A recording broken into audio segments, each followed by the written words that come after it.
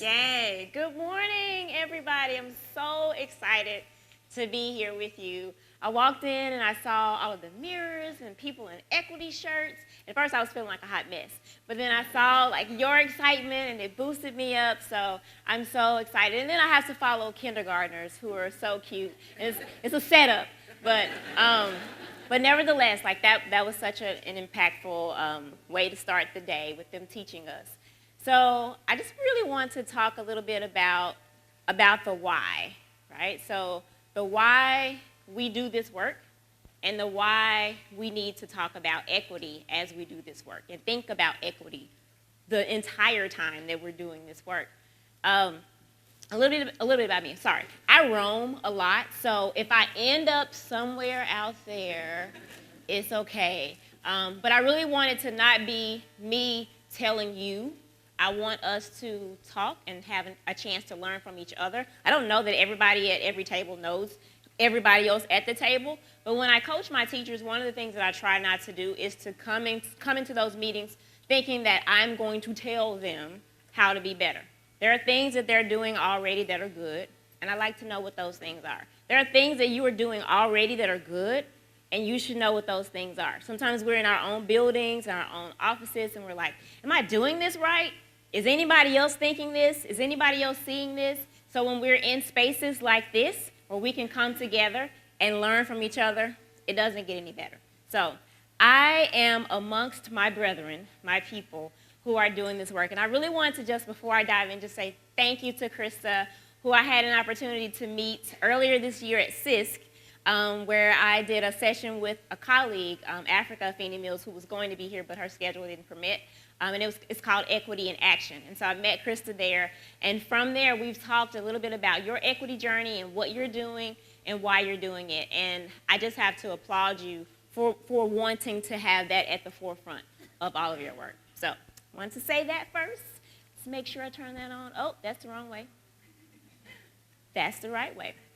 So today, as you talk about looking in the mirror and making sure that you're seeing yourself and looking out of windows to make sure you see what's out there, we also want to think about what we need to polish, right? So windows get a little dusty sometimes. We have to polish our lens and make sure that we're seeing things in the right way.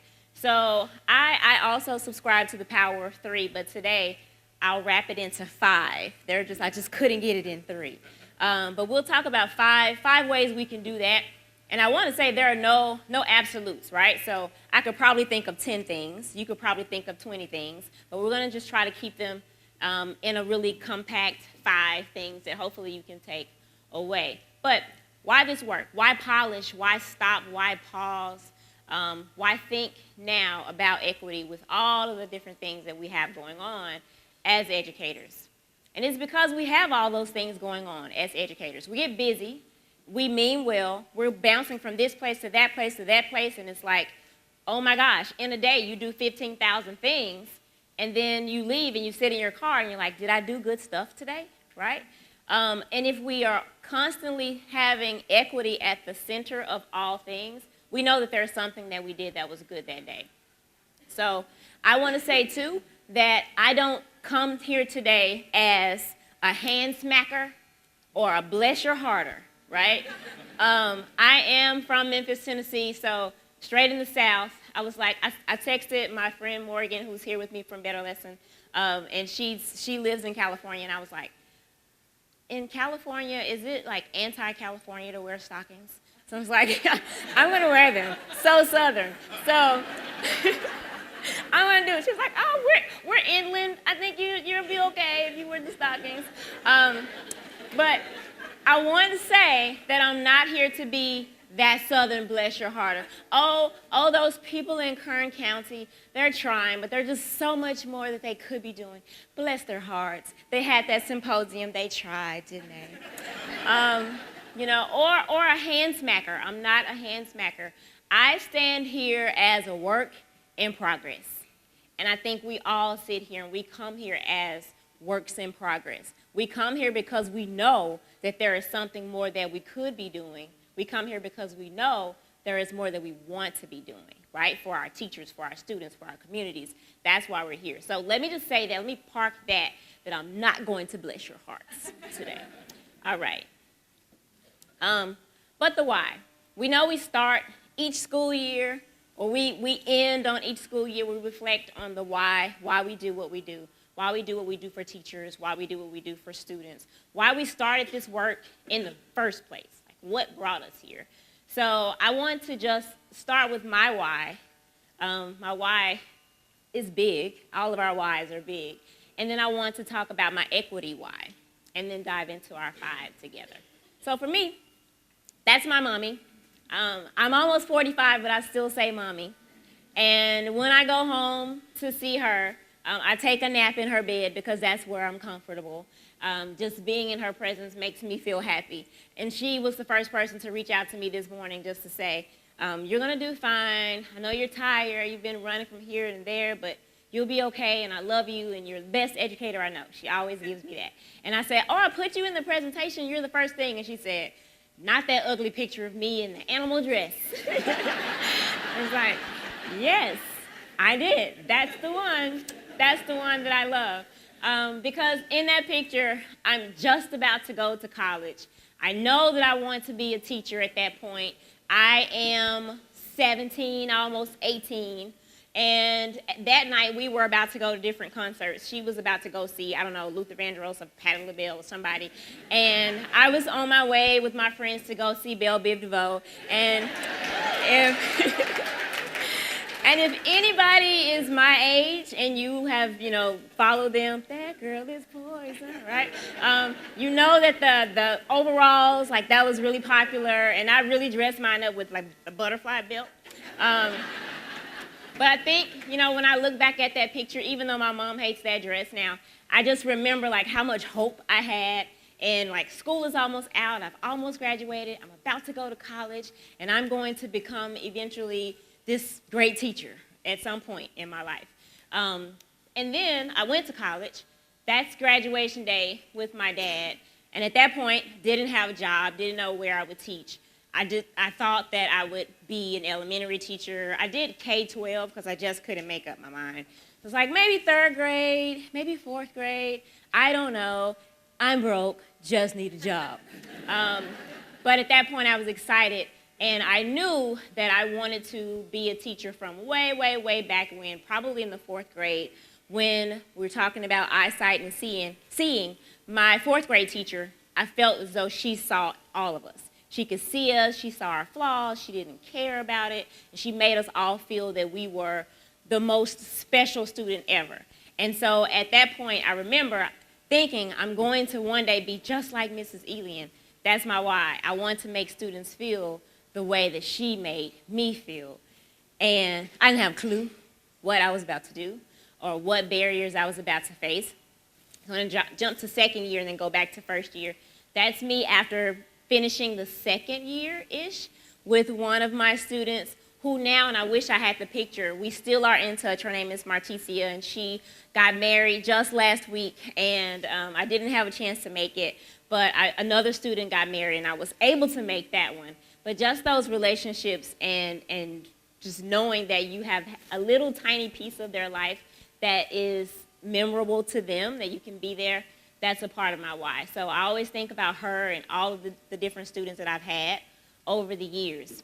But if you think about your why and think about why it is that you came into this work, I would like for you to just take a few moments, and I'll tell you, I'm better about wait time. When I first started teaching, my wait time was something like this. Okay, what word is the verb? Run. Run is the verb. Run is the verb. Run, run. And I had a principal, and I remember this learning, he came to me and he said, so, Monica, are you ever going to let the students answer your questions? It's like, what do you mean? He's like, you give them like 5 milliseconds, and then you jump in. So I want to give you just like 30 seconds of think time. Think about what your why is, was, continues to be, and then I want to come back and talk about our intentions. So, wait time, 30 seconds.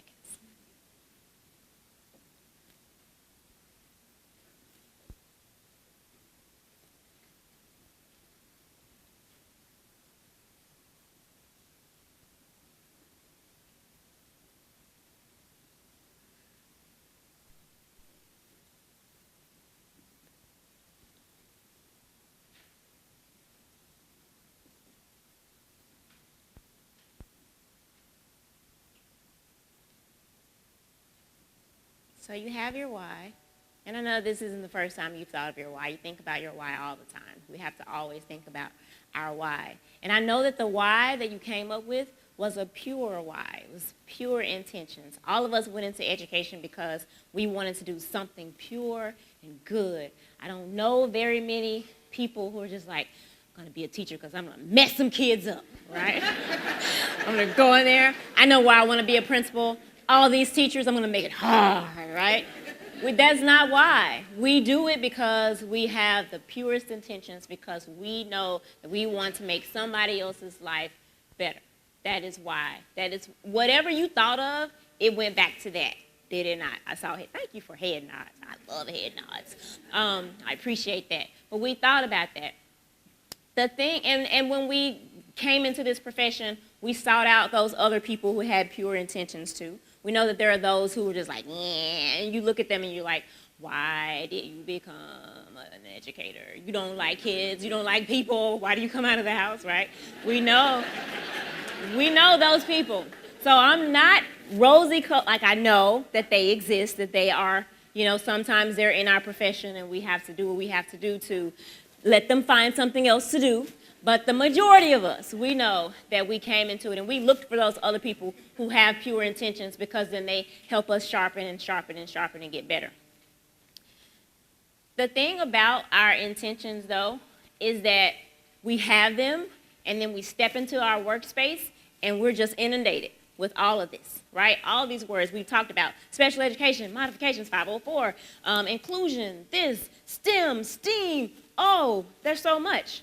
And now we need to talk about equity too. Oh my gosh, it's a lot that we're expected to do. But if we just could flip our mindset just a little bit and think of equity at the front of all of that, and if we're being equitable, then the other things follow. They have to. They can't help but follow, because we're seeing ourselves, we're seeing our students, and we're letting that be the frame for all of those other things that we're doing. Then those other things happen. They just happen because we have equity at the forefront. We have our good intentions, and then sometimes we actually we find ourselves doing things that are good intentioned, but maybe not, the actions are not lining up in the way that we want them to. And so we have to have a place to come back to when we think about equity, when we think about inclusion and being inclusive and culturally responsive. What is it that we're actually talking about? And we'll come back to intentions in a second. This is the first and only time I'm going to read you something chunky, but I really want us to dive into this definition just a little bit together. So when we say educational equity, because I will tell you, 15 years ago, I don't remember anybody saying anything to me about equity. Maybe you do, but I don't remember that. I don't remember ever taking a class in which we talked about equity. Maybe you do. I don't remember that. Culturally responsive teaching, what is that? We didn't talk about that. Just go in there, teach your math. You teach your history, and you smile and be nice, but not before December, because they will run over you, right? That's what we were taught, not this. So I just want to read it and just point out some things that we'll kind of wrap our minds around a little bit. So when we say educational equity, what are we talking about? And I've looked and done all this reading, and it's very hard to find just one pithy definition that we can just say that thing is equity. This is the closest that I've found. And it's from Barbara Bitters, who is an educational researcher. She specializes in CATE education. She's in the state of Wisconsin, and she also worked for the previous administration in helping them frame some of their equity work as well.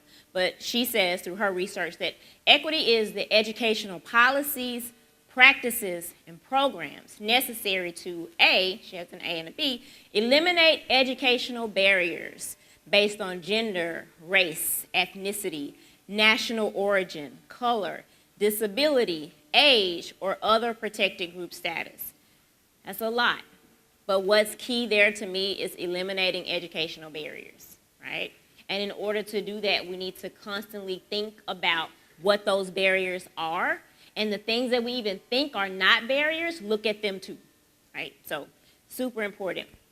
And B, provide equal educational opportunities and ensure that historically underserved or underrepresented populations meet the same rigorous standards for academic performance expected of all children and youth. Key there, equal educational opportunities. Sometimes we have the intention and we think that we're doing those things. Sometimes we are not. And I am guilty of that because, as I said, we all are a work in progress. I know that I am. So just wanted to read that. And again, the why. Why do we need to? I wanted to just bounce through these 5 things before we get into the 5 ways that I think that we can definitely polish and definitely be better. So one, our intentions, as I said, don't always mirror our impact or our action, right? So we have good intentions, but that might not be what's actually happening at the school level. I intend to do this thing, but is it really happening? I intend for my students to feel this way when they come in my classroom, but is that really how they feel, right? So my intention may not be what is impacted at the school or classroom level. And then why we need to polish, we all have biases. I've been in places where when you say that, people want to get their stuff and leave. Not me. I get tired of people saying I'm biased. I'm not biased. Why would I be a teacher if I'm biased? I love everybody. I'm not a card-carrying member of the KKK. I'm not a racist. That's not the same. We sometimes have a tendency to go all the way to the right. That is not what it means. It means that we all have our various ways of looking at things and judging people and looking at people that's based on where we come from and what we have lived in and what we have experienced. And that's human nature to do that. It doesn't mean that you are a bad person because you have a bias. It means that you probably may not be growing in the way that you should if you don't ever stop and check them. Like, we have to check them. And I know there are sessions about implicit bias, so yes, we all need to be there and we all need to do that work. So it is okay to admit that, and I think that the people in this room are in this room because you know that. So I know that I'm preaching to the choir when I say that. But those biases will affect our work if we allow them to. We don't stop and say, why do I not ever like to call on my boys? Why do I have a certain impression when a coach comes in here to ask me for something versus this particular other teacher from this department? Why do I feel this way about history teachers and I feel this way about math teachers? Whatever. We have these biases that affect our work. And it's because we see life from our own vantage point, right? I remember in my first year, and I'll tell you a little bit of my experience of my first, I guess I can say, it was my first time really seeing inequities in education, and it was my first year, and I'll tell you about that in a second. But I remember in that first year, I went out and with my little bitty money that I didn't really have to be spending, I bought everybody in my homeroom class a novel. I was like, they're gonna love this for Christmas. It's a brand new book. And then I took each novel and I wrapped them all, put little bows on them, stuck notes in them, gave them to them. And after class, I saw them still on the floor, in the trash can. Some people had ripped out pages and they're like shooting hoops with the pages of the novel. And I'm like, I didn't have that much money and I spent this money and I bought everybody a book. Why don't they like the books? And it's because from my vantage point, from my perspective, I grew up and that was important. That was important in my house. And so I just made that assumption that it's automatically going to be important to everybody in my class. And they're going to be like, yippee, you got me a book, right? With my mom, we would go and take a walk to the park and stop by the library, pick up books, read. I had a little bitty canvas book bag. It was so cute. I wish I knew where it was. And I would get a couple of books and we would go to the park and read and sit across from Krispy Kreme and wait for the hot sign to come on. And then we would go get a donut, and then finish reading our books with our hot donuts. That was my memory, and I just made that assumption, right? And didn't understand. I took it personally. I was personally offended that they threw away the books. But I was seeing my work with my students from my own perspective instead of trying to figure out what their journey had been with books. So, and education, number 4, why we need to polish, has never been the great equalizer that we say it is. That is true. We say, if you just go to school, you can get anything, you can go anywhere, everybody has the same opportunity. That would be so great and true if it were great and true, but we have not lived up to that promise, and we actually, in some cases in our country, we have used education as a tool to do the opposite of what we're saying that education is supposed to be doing. Sad to say, but that's the truth. And then 5, when equity is not at the core of everything that we do, then what we're doing is we're missing out on giving our students, giving the kids in our classrooms what they really need. We're missing out on giving somebody what they need. You may be hitting a few students in there and they're feeling pretty good, but there is somebody that we're leaving behind. So that's why we have to constantly do the work of looking in the mirror, constantly do the work of trying to grow. All right, and this is another one. How many of you have seen this graphic? Yeah.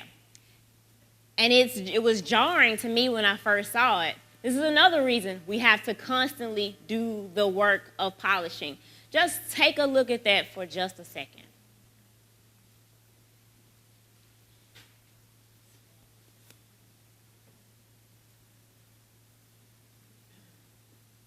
I thought, wow, really?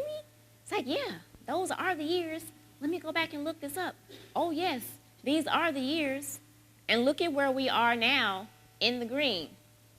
And we like to say, when I say we, I'm not talking about us in this room, but people. People like to say that we're behind that and we're post this and we're post that. But how many of us have had students come to us and say, I taught 7th grade, 7 all the way to 12th. My favorite grade to teach is 11th grade. As an 11th grade teacher, I would sometimes have students come to me and they're reading still on a 4th grade level. And we are tested at that level in Texas. And so I would be frustrated because I'm thinking, how can I make up all of that in a year? And we like to say that we're post, but what we don't sometimes think about is that we're carrying all of that into our systems. Whether we think that we're not, we are. We're carrying that. So we're trying to do the work of getting over that while also moving forward, which is hard for the system of education to do. So we're just right there in the green, and we're expecting us to be able to walk into all classrooms across the country, all schools across the country, and not have any of the stuff and the junk and the crud that came from the red and the yellow. That's not reality. That's not what happens. And that's how we can have intentions, but impactfully, they don't come out that way because we're carrying a lot of crud that we don't even know that we're carrying. And so, just a couple of things, too, I wanted to throw in just behind that chart is that we have tried to, within our little green section, tried to make some attempts at equity, and sometimes those attempts haven't gone the way that we wanted them to. Brown versus Board. Like, yay, we desegregated the schools. When we look across the country at schools now, what do we see? Segregation, don't we? Yes.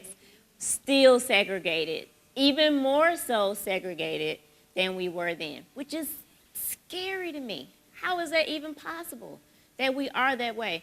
And let me just say, I wasn't planning on saying this, but I just thought about it. If anybody is at an elementary school and you want your teachers to have an opportunity to join their classrooms with other classrooms across the country, classrooms that don't look like their classrooms, I would highly recommend Empatico. EMPATICO,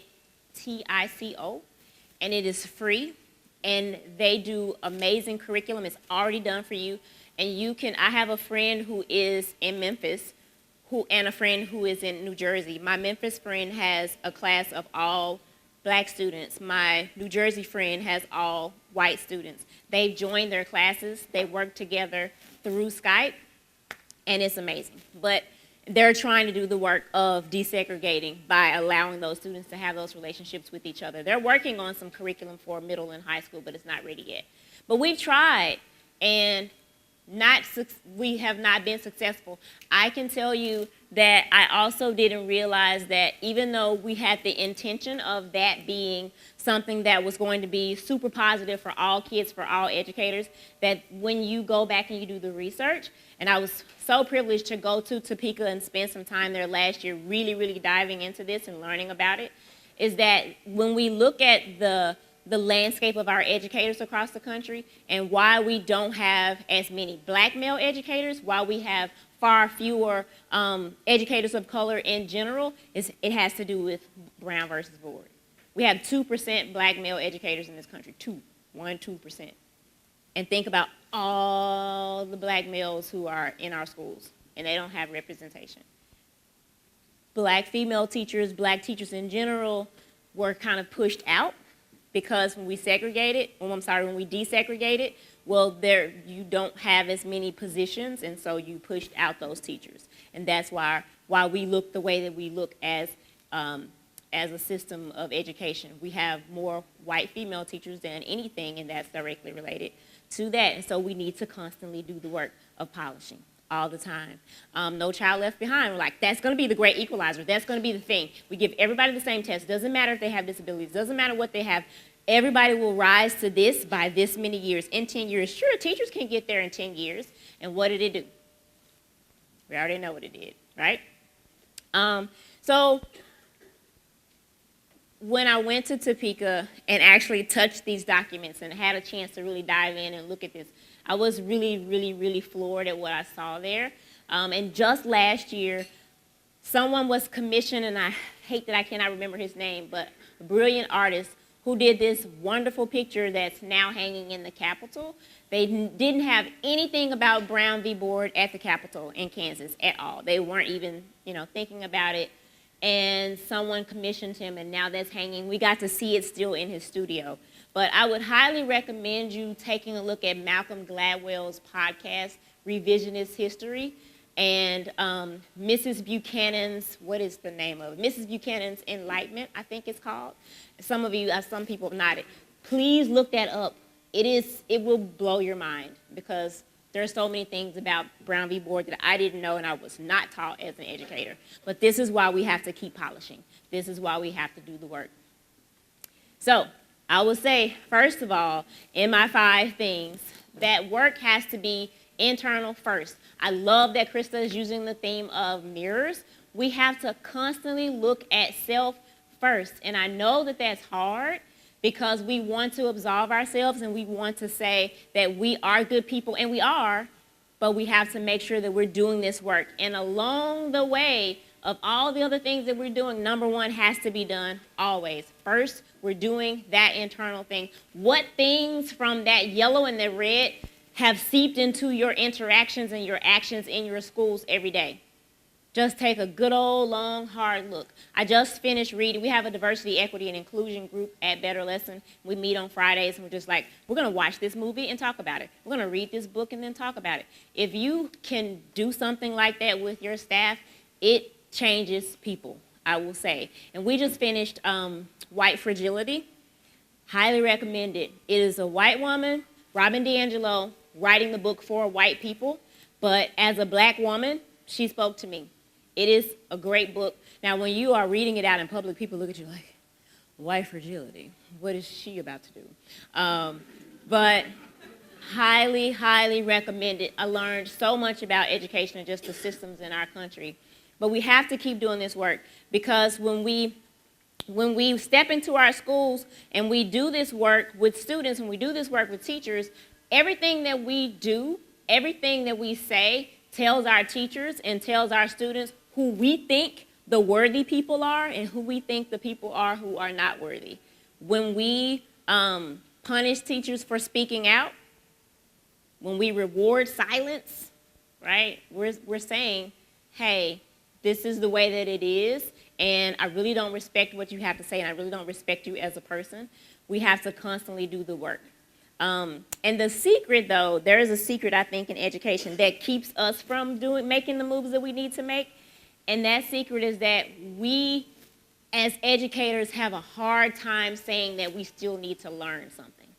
I don't even know why that is, right? It's like we think that the best educators are the ones who have all the answers.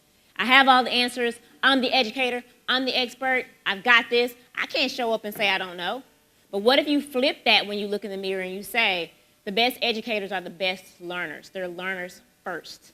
The best educators are learners, not experts in all things a box of answers always right here at the ready. You get an answer, you get an answer, you get an answer. It's okay sometimes to not have the answer. It's okay to say, I'm still working on that as your principal. I'm still working on that as your superintendent. As a matter of fact, I'm working on me so that I can do better about working on that with you, because I'm not there yet. If a principal told me that, I would be blown away.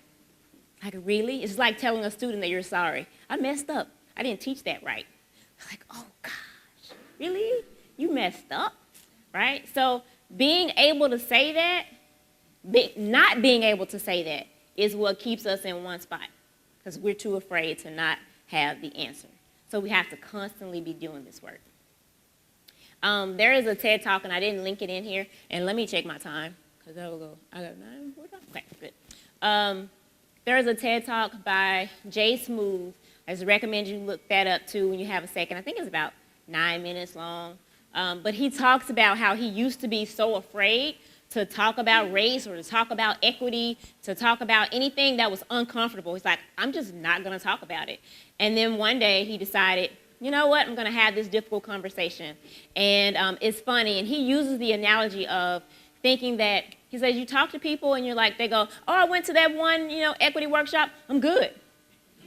I went back in, went back in 2002, I think they started. Like, yeah, I'm good. I had an equity workshop. All good. And he's like, we have to think about this the same way that we do the work of, like, say, flossing your teeth. You don't floss one time and you're like, I'm good. My teeth are nice. I don't ever need to floss again. It's a daily thing. It's intentional work where you're like, let me keep doing this every day so I can keep getting better. So I recommend that you check out Jay Smooth. He's a commentator now. He writes about equity and race and culturally responsiveness, uses his background a lot as a biracial man and his experiences. So recommend that. That is once I just think back to the picture with my dad, a few weeks, a couple months later, when I finally got a job, that's the first place I walked into. And that's Chickasaw Middle School in Memphis, Tennessee. And it is where inequity smacked me in my face for the very first time. I don't know if it's the first time in my life, but as an educator, first educator, walking into a building and not thinking that those things would be that way, because that's not how it looked in my textbooks and that's not how it looked when my teachers were talking to me. They didn't tell me anything about that. But I walked into that building. That's the best shot I could find. And that's what I found. I had all 7th graders. And I walked in thinking that I already knew what they knew because they went to 6th grade, and in 6th grade you learn this. So I'm going to teach this, right? So I already knew. They're going to already know this stuff, and now I'm going to pick up right here. And that was not what happened. So I had 7th graders, and then the principal called me in and he said, okay, Monica, I just want to come talk to you. You're going to have a schedule change. But it's going to be okay. It's going to be okay. We're going to take one of your 7th grade classes, and we're going to replace it with a 9th grade class. And, I want to just, be up front with you. They've had a few problems, few issues. But, you're young and energetic. And you got this. And it's just like, oh, okay. Now, school had been in now for like 5 weeks. So that 7th grade class, I'm used to them, they're used to me, we have established relationships, and now they're taking them and going to give them to this other teacher and give me one of her 9th grade classes. Now, I'm so green, I don't even know that's like a bad sign. Why would they be doing that to me? So I'm like, oh, I'm a team player, I just got a job. I don't even know if I had gotten the first check yet, so what am I going to say? No. So I'm like, okay. So they switched them. And they came to me, and they were loud. I got the roster and the folder with all of the stuff, right? The stuff that they carry with them, the file on this class. And this was a 9th grade class, and you would think they're 13, 14 years old. But these students were 17, 16. They were in some of the big Memphis gangs. They were some of the up-and-coming gang leaders in that particular gang. They were angry, they were belligerent, they were profane, they were everything you can think of. And so they came in and they sat down, and they looked at little skinny me, 22, 23-year-old me, and they said, I'm going to tell you something. You probably are about the 5th or 6th one that we've had. I'm just going to tell you how it's going to be. Like, they really sat me down. And they had a conversation with me. I'm going to tell you how it is. Everybody that we ever had come in the room with us, they always leave. They always leave. We run them away. They always leave. And you look nice. You look nice, miss. But we're going to tell you right now, we're not doing your work. So you can bring you some books and some magazines or something, and you can just stay over there, because this room is about to be the party room. I'm just like, oh my gosh, what is this? How do I deal with this? And their grades were straight D's and F's. We had D's in Tennessee. D's and F's. They were the students who were always kicked out. They were the students who, when they didn't show up, teachers were happy. They're like, now I can teach. Robert's not here today. Like that was their class. And they had deliberately pulled all their schedules together so that they could travel together, so that teachers could get one bad moment all at once instead of sprinkling them across the day. There you go, teachers. That's your gift. All in one box. Just get it done and get them out and then have the rest of your day. That's who they were. They threw things at me. They cursed me out. I didn't know what I was supposed to do with that. And I would go home and just sit there and go like, is this why I became a teacher? This is not why I became a teacher. I left there, and there are stairs that you can't see. I left there so upset one day in the heels that my mom bought me, because she thought you're supposed to wear heels as a teacher and a briefcase. She didn't know you just need a bag of stuff, right? You just need a bag. But I walked, and I was just like, I can't believe they really cursed me out that day. I was all kind of skinny stuff, whatever I was. And I'm just like, I just have to go figure this out. And I'm walking fast, and I fell down, and I'm bleeding. They were leaning out of the window. My room was this top floor, the third window. And I fell, and they were looking at me from one of the windows, and I still have the scar from that. But then I went home, and I was like, let me go back to the drawing board. And I said, what is wrong with me that I can't reach them? And I realized that they just hadn't been seen before. They hadn't experienced success before. So I gradually started to figure out who they were. Like, tell me what you like. Tell me what kinds of, tell me about your neighborhood. Tell me about whatever. Just looking for those. And I don't know if anybody has ever seen the ball pit soul pancake video, and it's about ball pits. Have you seen that? I'm going to show it to you. Yes, I love that. I'm going to show you in a minute. But I started creating ball pit moments. I'll talk to you about that in a second.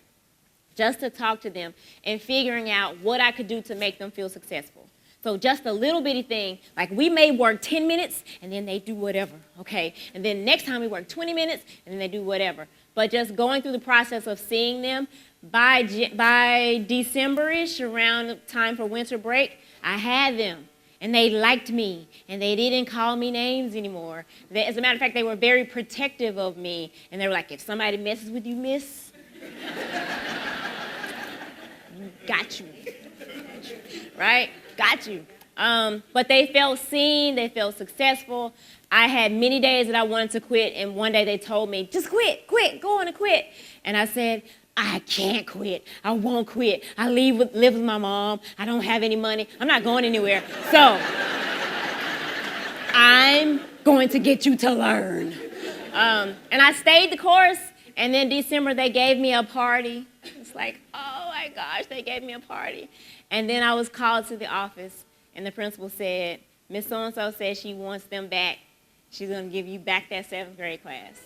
It's like, yeah. So inequitable. Right? But yeah, I remember that. And I remember, thinking later, much later, of why they were the way that they were, is that they had been told that they were nothing. They had been told through actions that they were not going to amount to anything. They had been put together in one class to give everybody one bad period a day. They internalized all of that, and so they became that. They became exactly what people told them. And so one day when they called me, said, sit down, skinny, that's what they were saying. You're just another one. You represent the systemic problem that is education for students like us. They called me names, but that's what they meant, right?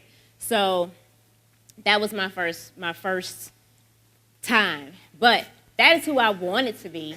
Don't ask me why I have a cape, but I do. But no, I have a friend who gave me a super teacher cape, and I was like, that's what I want to do, is I want to see everybody. I want to keep polishing my lens. And yes, I teach English. Yes, I'm, eventually became department chair and all that other stuff.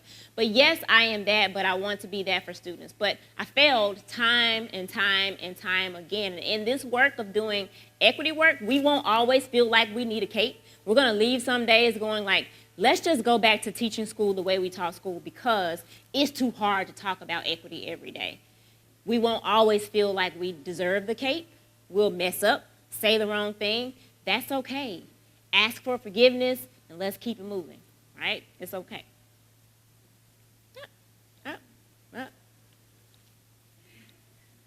There we go. Oh, there we go. Thank you, Josh. He is amazing.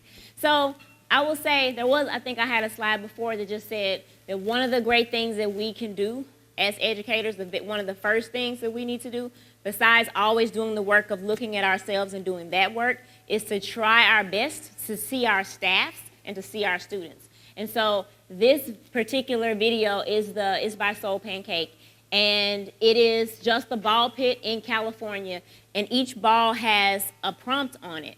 So if we take the time to see who our students are, see who our colleagues are, see who the other people are that work with us at the district office, and we realize that, hey, we all have these intentions, let's work together, that's a second place that the work starts. So I want you to take a look at that, and then we'll come back and talk about those other three things.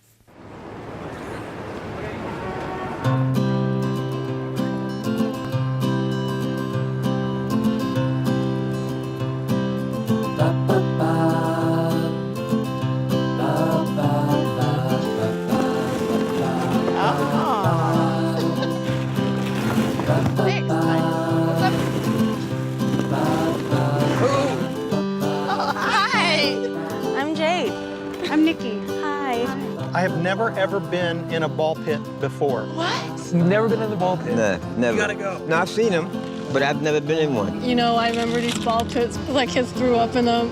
Yeah. Okay. All right, so let's see. Okay, this is a good one. Share 3 things on your bucket list. First one is to go skydiving.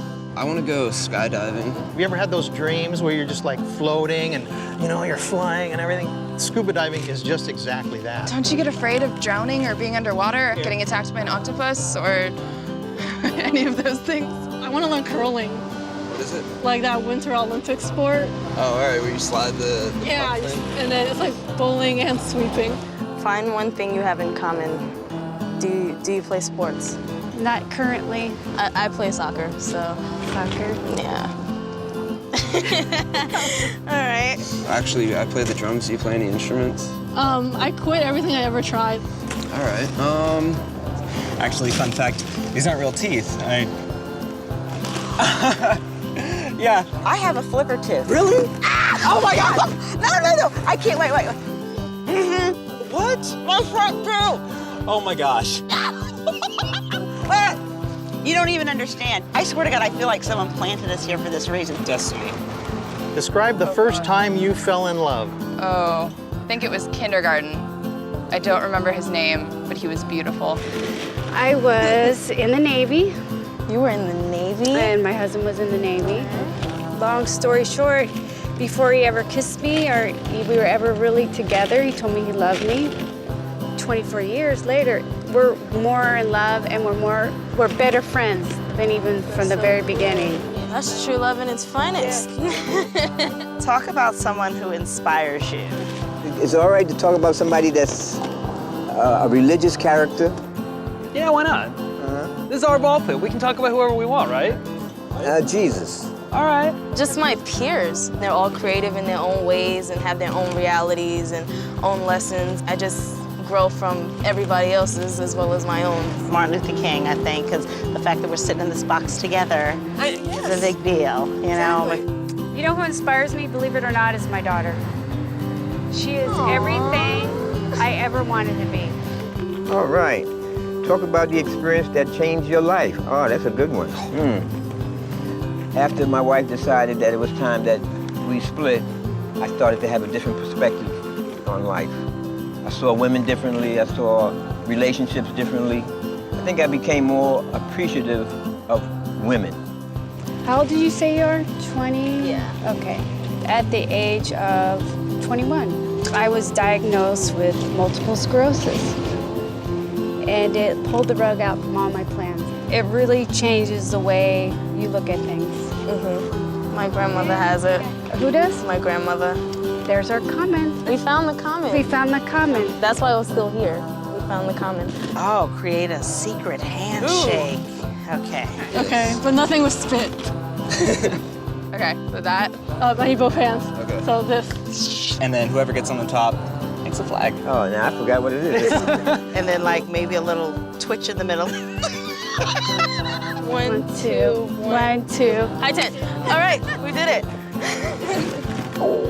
Awesome. I actually had a lot of fun. I was a little bit nervous because normally you don't hang out with strangers in ball pits. I got to learn some pretty cool things about you. It was really nice to meet you. You too. I hope I see you take a again. hug. Okay, I love it. I'm really impressed by you. I was worried that I would start talking to you like a mom. I don't know if I did. No. Nah, you No. didn't. Trust me. You did good.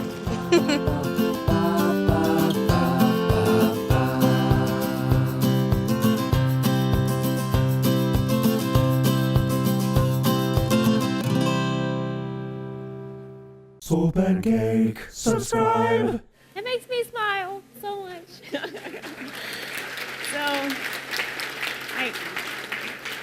So imagine if that's always a part of our seeing. I would tell my students that I wanted them to think about the things that influence the way that they think. Like, so we would do these pie charts, and I said, there's a pie chart of your identity. There's something that influences you. Is it, how much of a slice do you give your parents or your family, the stuff you watch on TV, whatever.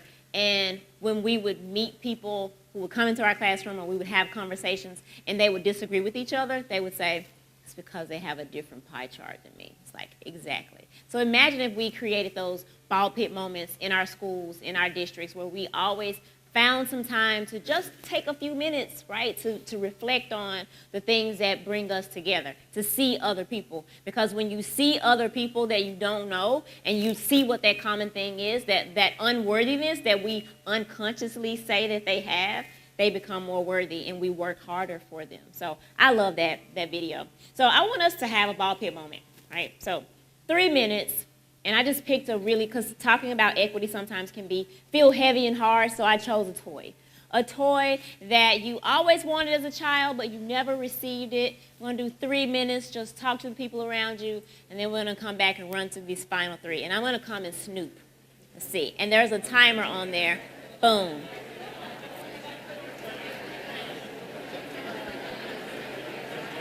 Okay. So,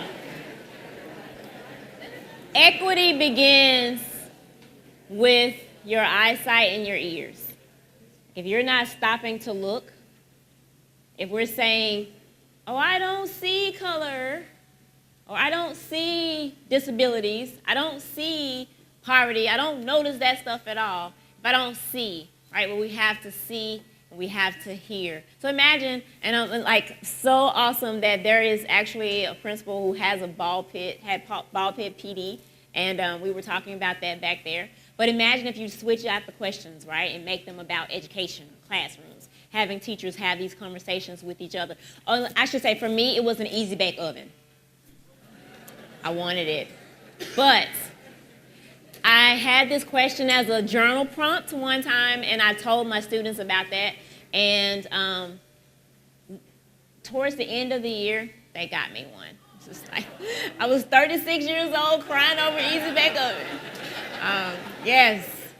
All right. So yeah, that is where it begins. So if we could go on to the next one. Hold on. All right. So thinking about our culture, right? So if we look at self first and we make sure we're seeing our staffs and we're seeing our students, we also have to do the work of polishing the culture. We have to give space to grow and space to fail. Sometimes we talk about giving people room to grow, but do we really? Do we really, right? Because when they fail, we often think about ways to move them on, or we shame them for it. We do the hand smack when a teacher, oh, it's like you still don't understand how to do collaborative blah, blah, blah, blah, blah. And we're like, no. And what happens is we don't talk about the things that we don't know how to do, and we just pretend.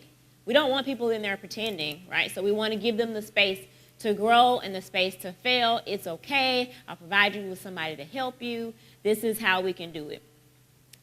We have to make sure that our teachers' voices are heard, and I say safely, because as principals, as superintendents, like the reality is we don't know exactly what's going on in every classroom. We don't know exactly what's going on in every school. When we show up, people get right.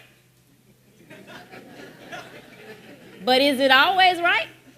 We hope, but maybe it's not. Maybe there are things that we don't see. So we need to always provide those platforms for teachers, for students to be able to share the things that we can't see, that we don't see. And I will tell you one way I know we have our surveys that we have to do for our districts and for the state, but I don't always think that those are accurately reflecting what people really think. Because I had to log in on my computer with my login for the school, and then I had to put in my little code that's assigned to uniquely me, and then fill out this survey about what's going on with the equitable practices at my school. Like, I'm gonna tell you it's all good, because you're gonna come back and be like, so Monica, why do you think this thing, right? So now I'm suddenly on the bad lunch duty that nobody wants to be on because of what I said on the survey.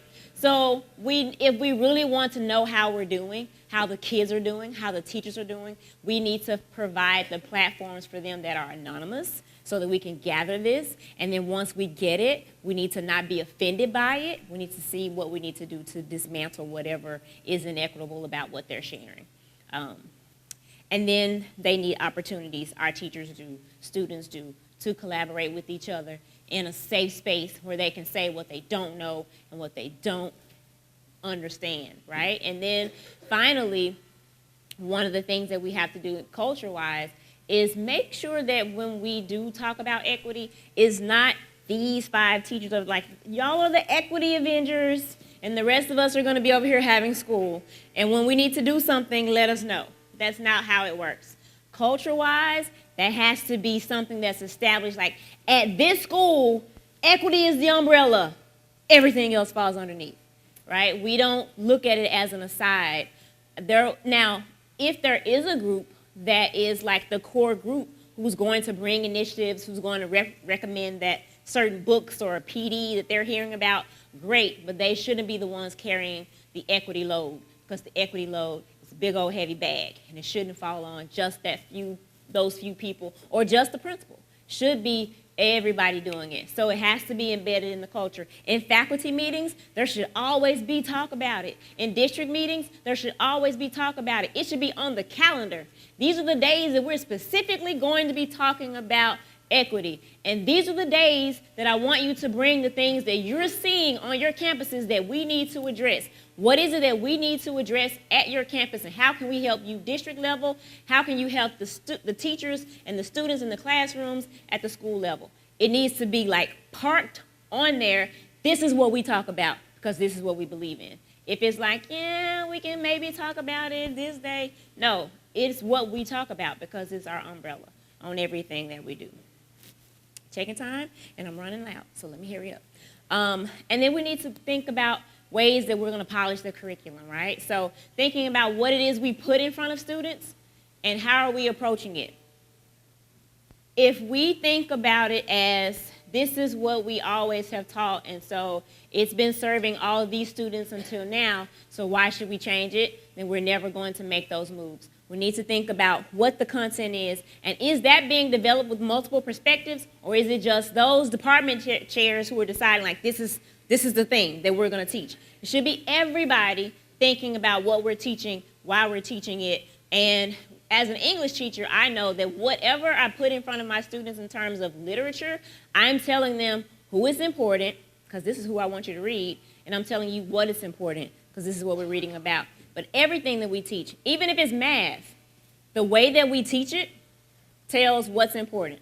If we're just looking at it as numbers and we're not bringing in different things from the community to enhance what we're teaching, then we're just saying, oh, it's just something. But if we make those connections all the time, then we're making sure that we're polishing that. That's also a part of equity. We want to make sure that within our curriculum, there are spaces for all kids to grow. I taught AP and also standard classes. Monica, why don't you want all AP classes? Like, why would you say give you half AP only? Because I want to teach everybody. And what I would notice is that my students who were in my AP classes were the ones who got invited to come hear the guest speaker, but I didn't get an email to bring my other students. Why are we doing that? Why are we saying this curriculum is good for you, but that curriculum is good for you? So many things that we have to revisit and polish. And finally, thinking about our policies, right? If we are saying that this is the way that we do this particular program, I would, as a school, I formed a group at my school, I'm gonna hurry up, formed a group at my school, a few of us got together, and we just listed all of the policies. Here are all the things that we know that we do. There are written policies, and we know there are unwritten policies too, right? So we had written and unwritten policies, and we wanted to just dive in and look at each one, and we talked about, okay, what do we think the purpose of this policy is? Is it serving kids, or is it just to make, teachers' lives better? What is the purpose of this particular policy? What is it?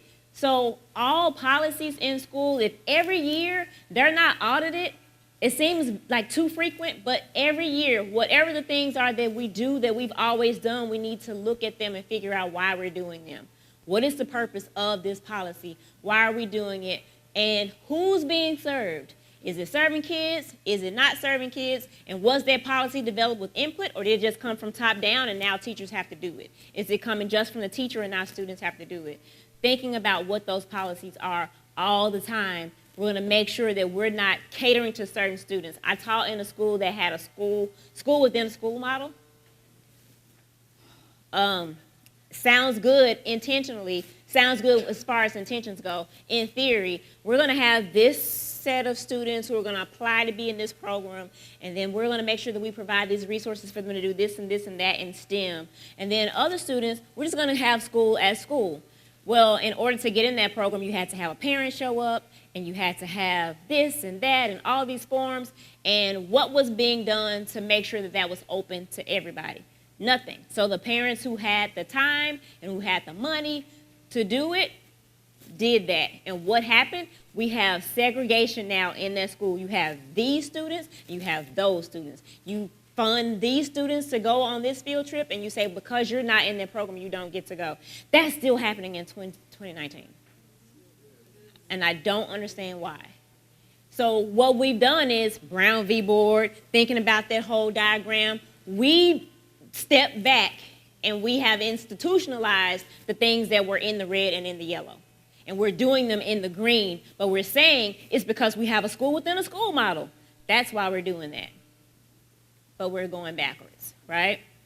And just tell you really quickly about Justin, one of my white students who was extremely poor, who he showed up every day and people would say like, oh, he just wears anything to school. He never would talk, he never would do anything. Brilliant young man, absolutely brilliant. I brought something to read that he said to me, but I don't have time to read it to you, but just brilliant. But every single year we had what's called governor's school, and boys were chosen to go to governor's school, where there's an application process, and you spend a week in Austin. They treat you like kings, and they take you out to dinner, and you meet all these politicians.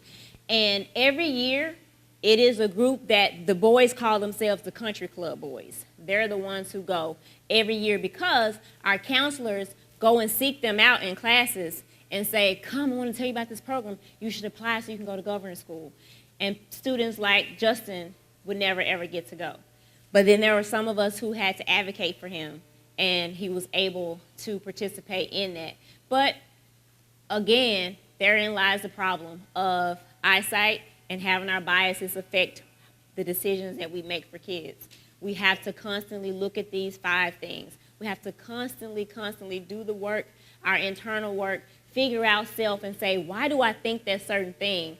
What is the crud that's impacting my relationship with my teachers, my relationship with my students? What is my crud, right? We have to see students, see our staffs, listen to them, create those ball pit moments as often as we possibly can, keep advocating, know that we're gonna mess up and say the wrong thing, because I know I've messed up and said some wrong things and done some wrong things also. And thinking about also, like, what is the culture in my school? Are people afraid to really tell me how they think? If I'm the principal, do I really know how people think? Do I have a safe space for them to share that with me?